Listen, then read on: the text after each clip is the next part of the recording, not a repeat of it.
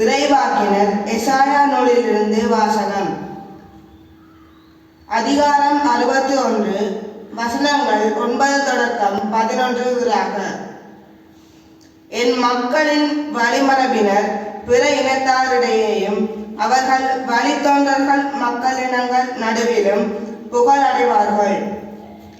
அவர்கள் காண்பவர் யாவரும் அவர்களை ஆண்டவரின் ஆட்சி பெற்ற வழிமரபினர் என ஏற்றுக்கொள்வார்கள்.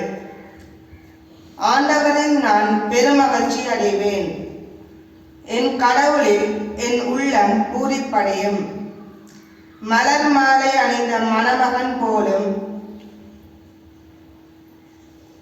நகைகளால் அழகுபடுத்தப்பட்ட மணமகள் போலும் விடுதலை என்னும் உடைகளை அவர் எனக்கு உடுத்தினார்.